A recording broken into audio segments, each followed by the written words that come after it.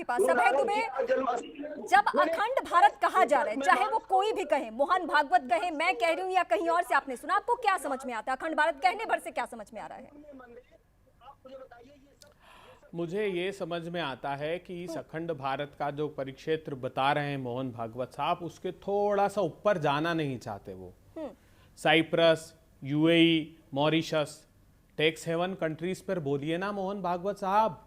आरोप यह है कि अडानी जी की कंपनी वहां से बैठकर स्टॉक मैनिपुलेशन कर रही है। आरोप यह है कि जिसको भारत की एजेंसियां ढूंढती है, चांग चुंग लिंग, एक चीनी नागरिक, वो पार्टनर होता है अडानी जी की जो के भाई की कंपनियों में। एक यारा नाम की डूबियस कंपनी है। नहीं, फोकस यही होना चाहिए। यही तो मैं चैनलों को भी कह रहा हूं कि वो फोकस देश का चेंज करना चाहते हैं। देश अब ये फोकस चेंज होने नहीं देगा। मोहन भागवत साहब, आप बात कीजिए कि क्या चीन भारत की सीमा में है कि नहीं। 6 अगस्त 2020 को डिफेंस मिनिस्ट्री ने डॉक्यूमेंट डाला। तो मोहन भागवत अगर अखंड भारत कह रहे हैं तो उन्होंने कब कह दिया कि चीन पे ये बातें लागू नहीं हो सकती? उन्होंने कब कह दिया कि पाकिस्तान पे ये बातें नहीं लागू हो सकती?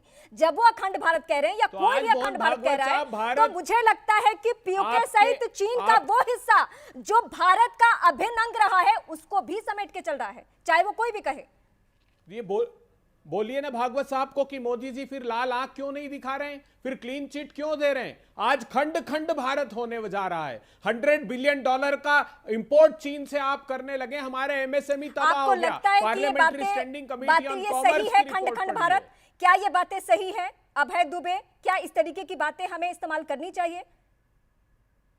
इस्तेमाल सच से मुंह क्यों ऑस्ट्रिच अप्रोच, आप क्यों शुतुरमुर्गी अप्रोच अपनाना चाहते हैं? ऐसा होना चाहिए ना कि अगर अखंड भारत को लेकर अगर मोहन भागवत ने एक बयान दिया है, तो मुझे लगता है कि खुले दिल से आपको स्वीकार करना चाहिए कि भारत का वो हिस्सा, चाहे वो आपके मुताबिक हो, आप अपने सहूलियत के हिसाब से चीन का हिस्सा माने या कोई और पीओके का हिस्सा माने या देश अलग अलग इलाकों का हिस्सा, अफगानिस्तान हो या म्यांमार हो, उनका हिस्सा, जहां का भी हो, भारत का अगर अभिन्न अंग रहा है एक वक्त में, अगर वो अखंड भारत कहने पे आ जाता है, तो फिर क्या दिक्कत होनी चाहिए किसी को? ये ख्वाब इसलिए परोसे जा रहे हैं कि आज की सच्चाई से लोगों का ध्यान हटाया जा सके। भागवत साहब, एक बार कहिए, मुखरता से कहिए मोदी जी को कि आपने जो वादा किया था उसको निभाने की अपेक्षा चीन की शरण में क्यों चले गए। एक बार साहस से कहिए कि भारत को खंड खंड किया जा रहा है। की बात कहते थे तो आप कहते थे कि ये ख्वाब है, ख्वाब पूरा हुआ। 370 के वक्त में भी आप यही कहते थे। रीमा जी, क्या वादा किया गया था? बोला क्या भागवत साहब ने कि जो माखनलाल बिंद्रू 90 के दशक में भी घाटी छोड़कर नहीं गया, उसकी हत्या कर दी, रजनी बाला की हत्या कर दी, राहुल भट्ट की हत्या कर दी? आपने कभी सुना बोलते हुए? इन्होंने वादा किया था आर्टिकल 370 हटाएंगे, 35A हटा देंगे और हजारों जो पंडितों के घर उजाड़ दिए गए वहां पर उनको आबाद कर देंगे। बताइए कितने घर बसा दिया आपने? अरे इससे बड़ी धृष्टता कर दी कि पंडितों के हत्यारे सैफुल्लाह फारूक को, नहीं कहीं नहीं लौटा। मैं वही कश्मीर में हूं, वही आर्टिकल 370 पर हूं। सैफुल्लाह फारूक कहा कि अखंड भारत एक ख्वाब है। मैंने आपको याद दिला दिया कि 370 को लेकर आप भी कहते थे कि ख्वाब है, लेकिन वो पूरा हुआ। तो उसी तरीके से हो सकता है। अभी तो हालांकि सरकार ने इस पे नहीं कहा है। अभय दुबे, अभी भी सरकार ने कुछ इस पे नहीं कहा है। अखंड भारत को लेकर मोहन भागवत का बयान आया है। क्या आप इस बयान को मान रहे हैं कि सरकार ने कहा है? मोहन भागवत साहब जो दुर्दांत आतंकवादी था, पंडितों का हत्यारा सैफुल्लाह फारूक, उसको मोदी जी ने चुनाव लड़ाया कश्मीर से, जो 10 साल की सजा काट के आया, जो पाकिस्तान में 1 साल की ट्रेनिंग लेकर आए, ये पता होने के बावजूद तारिक अहमद मीर जो पाकिस्तान से हथियार सप्लाई करता था। नहीं, एक आरोप हम पर नहीं लगा। 90 के दशक के बाद से जितने आप कश्मीर में आतंकी हमले हुए हैं, सब भाजपा शासित सरकारों की सत्ता की। ये सवाल कश्मीर को लेकर बीजेपी ने आपके लिए उठाया है। मैं एक बार फिर से, मेरे साथ प्रवेश चौधरी हैं। प्रवेश चौधरी, कश्मीर के मुद्दे पे इस वक्त हम बात करें। आपने सुना ही होगा, उन्होंने कहा कि नहीं ये तो ख्वाब है, अभी तो मैंने 370 का ध्यान दिलवाया। क्या वाकई सच्चाई यही है जो वो कह रहे हैं? अभय जी को नहीं दर्द पता नहीं है, दर्द वहां के लोगों का।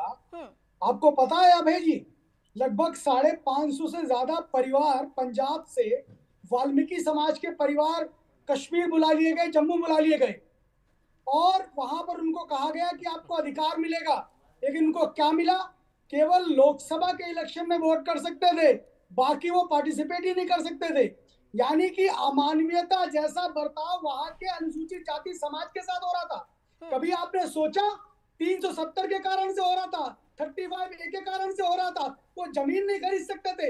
यानी कि एक सफाई कर्मचारी का बच्चा केवल सफाई कर्मचारी रहेगा जम्मू कश्मीर के अंदर। ये था 370, ये था 35A। आपने कभी सोचा? जी अजीज खान, मैं आप ही के पास आऊंगी। हाँ बोलिए। इस देश की सरकार ने सोचा, इस देश की सरकार ने सोचा कि लाखों हिंदू समाज के जो अनुसूचित जाति के समाज के लोग हैं उनके साथ न्याय होना चाहिए, इसलिए 370 हटना चाहिए। ये तो एक मुद्दा था, ऐसे तमाम सारे मुद्दे हैं मेरे भाई, लेकिन क्योंकि आपको दिखेंगे नहीं, क्योंकि कांग्रेस ने जगजीवन राम को के साथ छलावा किया, कांग्रेस ने बाबा साहब अम्बेडकर के साथ छलावा किया, और वही कांग्रेस 370 का इसलिए विरोध कर रही थी क्योंकि लाखों की संख्या में वहां पर दलित जातियों को अधिकार मिलने वाले। आप कुछ कहना चाहते हैं? आ रही हूं अजीज खान साहब आपके पास। देखिए, हाँ। एक उदाहरण देकर बता दीजिएगा। 90 के दशक में जब पंडितों की हत्या की गई तब विश्वनाथ प्रताप सिंह के साथ भारतीय जनता पार्टी की सरकार थी। जब नदी मार्ग में पूरे के पूरे गांव को नीचे झाड़ के नीचे बैठकर कत्ल कर दिया, जब भारतीय जनता पार्टी की सरकार थी। जब सिंहपुरा का आतंकी हमला हुआ, सिखों का कत्ल कश्मीर में हुआ, तब भारतीय जनता पार्टी की सरकार थी। जब रघुनाथ मंदिर में जम्मू कश्मीर में हमला हुआ, जब भाजपा की सरकार थी। जब